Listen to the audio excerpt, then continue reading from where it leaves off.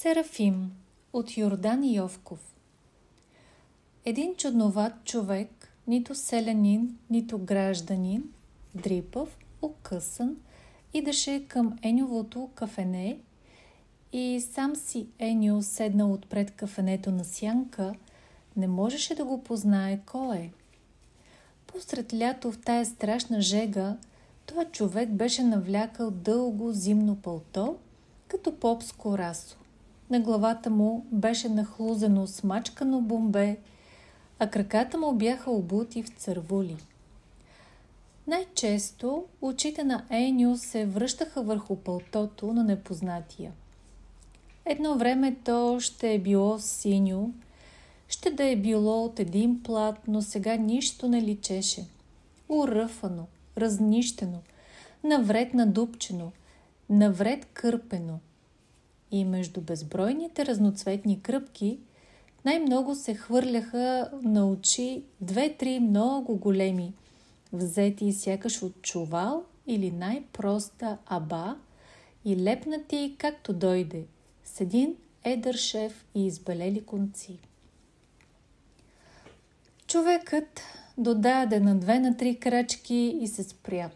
Той разбра, че Еньо не може да го познае. И малко обиден с повдигнати вежди, леко усмихнат, остави се да го гледа. Еньо и зачака. Той беше мършав, дребен човек, изгубен в окърпеното палто, като в пашкул.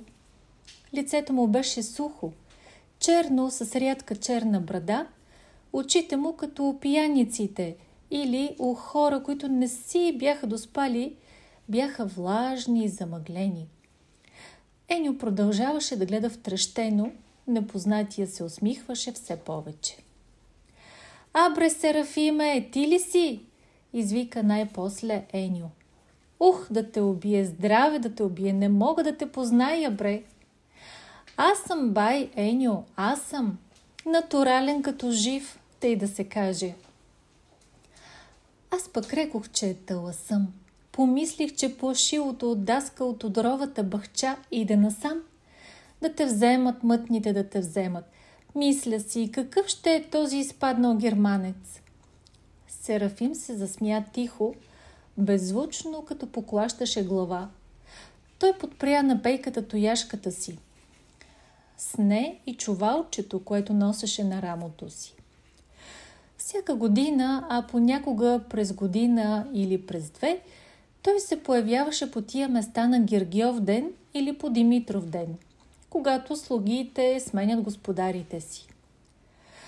Той беше от града, но търсеше работа по селата.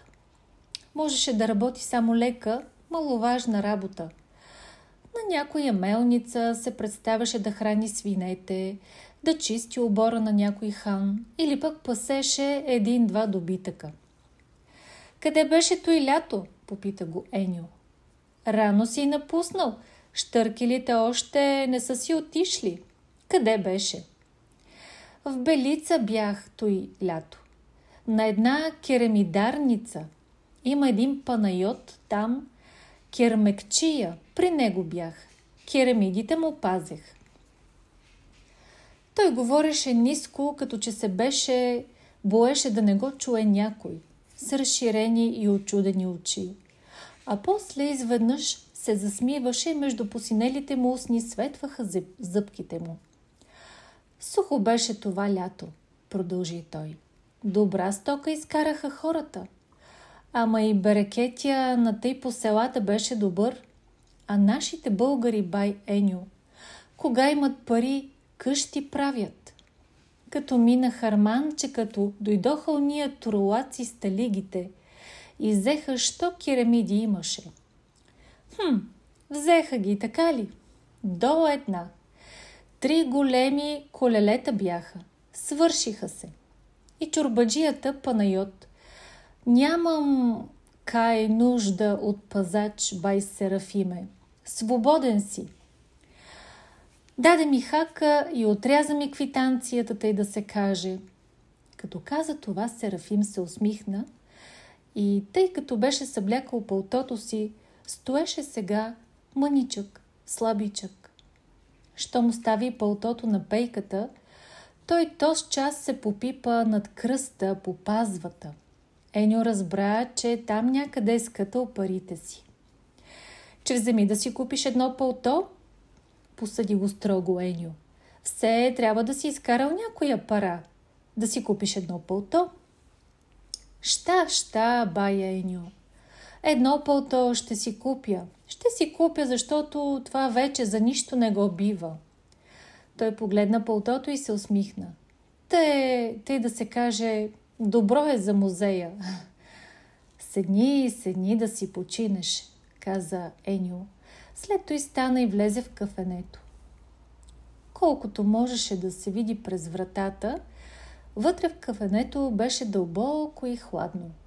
То беше проста сграда, като плевник, нямаше таван. Двете стрехи се срещаха нависоко между върлините, наслагани на често, и се виждаше сеното под керамидите. Една лястовиче гнездо беше залепено до средната дебела града. Серафим, гологлав с пластена посивяла коса, седеше на пейката, режеше по-малко с една костурка от хляба си и сладко дъвчеше сухите залъци. Лястовичката, която имаше гнездо в кафенето, трепна с крилца пред лицето му, влезе вътре, повъртя се, след той пак бързо се стрелна навън. 2-3 връбчета подскачаха към Серафим и той се пазеше да не мръдне, за да могат да си вземат някоя трохичка. Една жена запърполи с полите си и влезе в кафенето. Но Серафим не я погледна. След малко жената заприказва високо и той даде ухо. Скъпо, всичко скъпо, кръстник Еньо. Как да си купим 2-3 яйца, дето ги взимаме сутрин от кокошките? Едва сварваме да си вземем покривач сол и кълъп сапун, та да се опее. Той кибрид, газ, забравили сме го. Че барем да сме по-добре, да сме здрави, кръстник Еньо. А то, какво прави Иван, как е сега? Как ще е Иван? Лежи. Отде дойде тази болест, кръстник Еньо? Откъде дойде? Сега по Света Богородица ще стане 7 месеца. Как не е подхванал работа? Души го нещо в гърдите, подпира го, ей, тук е. От слана да го духне ще падне. Не е добре, кръстник Еньо. Жълт, черен като пръст. Думът ми, заведи го в болницата. Сложи го на колата и го заведи там. За болницата трябват пари, каза Еньо. Трябват ми, как да не трябват. Жената въздъхна, след това продължи. Че нали ни умря из онзи ден кръстник Еньо и биволицата. Изкарах я сутринта, здрава, читава, нищо и нямаше. А вечерта, като си дойде, гътна се пред вратата и умря. Душата ми се обърна. Плакали сме, като че ли човек умря. Болест има по добитъка, каза Еньо. И на мен ми умря една телица. Ни от месото взехме, ни кожата. Дойде фелшера и каза: не бива да ядете от нея, ще я заровите с кожата. И все, то нашето тегло, не знам. Жената замълча, но като се услуша по-добре, Серафим разбра, че шепне. И изведнъж Еньо извика: нямам пари аз. Откъде ще ти взема пари да ти дам? Нямам. Не думайте, кръстник Еньо, моля ти се като на Господ. Остави ме, ти казвам, пари нямам, изкрещя Еньо. Жената млъкна и заплака. Серафим я слушаше как хълца и как вие като пребита. Ядосан, Еньо се показа на вратата и погледна надалече, без да спира очи някъде. Серафим тихичко прибра хляба си и се изправи. Жената излезе от кафенето и си отиде. Тя тъй беше се забрадила, че лицето й не се виждаше. Но по вървежа Серафим разбра, че е млада. Пари ли иска? Пошепна той на Еня. Пари иска. Откъде да я ги взема? Аз банка ли съм? Искала да води мъжа си на болница. Добре, ама като нямам какво да дам? Сърдеше се Еньо. Значи сиромашия душия, тъй да се каже. Серафим малко работеше, бавно пипаше, но не обичаше да стои празен. Пред къщата на Еньо, която беше наблизо, бяха стоварени кой знае кога камъни и както бяха насвалени, те ги стояха разхвърлени.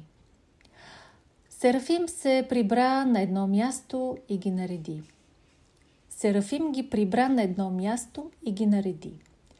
След той ходи за вода. След той поля пред кафенето и премете. Вечерта Серафим остана на гости на Еньо, но отказа да спи в кафенето. Той застана точно по средата на мегдана пред кафенето и там взе да си приготвя легло. Че са барем тука под стряхата, бе, българино, рече му Еньо. Дай си гърба на стената, легни на пейката, ако искаш. Не, тука ми е по-добре на мен. Ще ти духа? Не ми духа. Да ми духа сега, че като умра, няма да ми духа. Няма да ми вее. Той гледаше Еньо и се усмихваше с насълзени очи. Страх го е да не го оберат, помисли си Еньо, като забеляза, че Серафим се попипва по пазвата. Той го остави да прави каквото ще, затвори кафенето и си отиде вкъщи. На другия ден той се забави късно да отвори. Той завари Серафим седнал на пейката и, както вчера, режеше си хляб с костурката и закусваше. Еньо се изправи пред него. Изгледа го продължително, след това му каза.